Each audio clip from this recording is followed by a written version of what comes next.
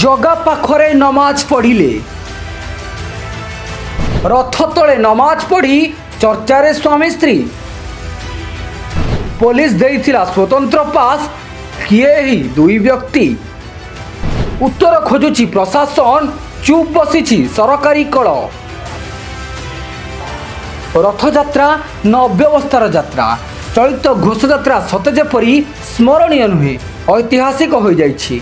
गोटिए परे गोटिए अघटनर चित्र विश्व दरबार रे ओडिशावासी भक्ति भावावेग को निंदित करिछि।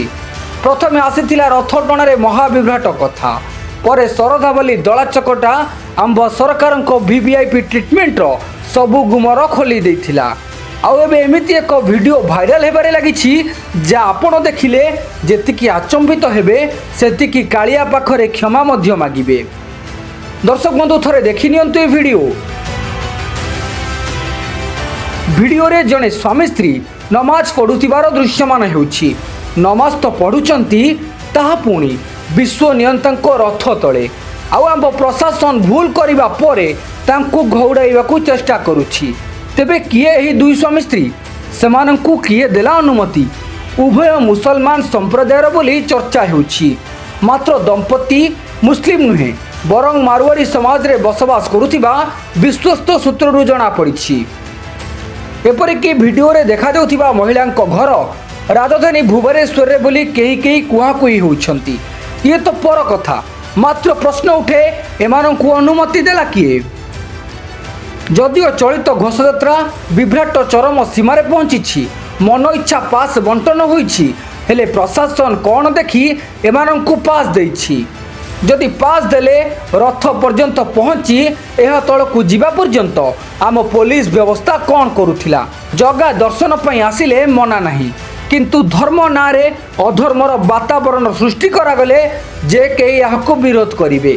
कालिया नारे आसी श्रीक्षेत्र नमाज पढ़िबाकू लक्ष लक्ष भक्त ग्रहण करिबा किपरि?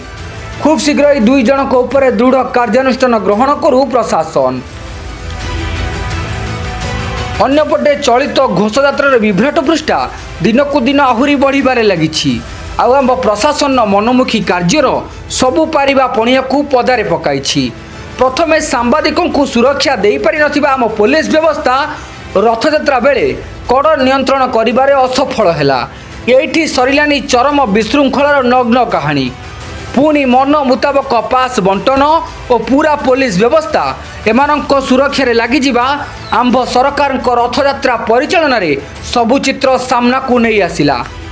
थरे भावंतु दर्शक बंधु, हटिया ठाकुर भाव विनोदिया कालिया शांत एही सबु अव्यवस्था किपरि सहिबे? जहां को ओडिशावासी सुख दुखर साथी बोली मानती, आज तारी दुआरे सबु व्यवस्थार अव्यवस्थित कहानी देखुछंती। देखा बाकी रहिला आगामी परिचालना सरकार केते चैलेंजिंग रहुची। Bureau report news 88 Odisha.